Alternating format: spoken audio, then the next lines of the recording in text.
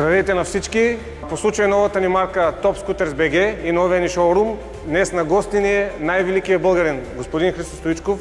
Благодарим. Виждам, че си направили нещо специално за голфа. Да, за вас, господин Стоичков. За кого ще използвате? Само голф. Само голф. Две неща има при мен. Сутрин не работя, а следобед почивам. И това е производството.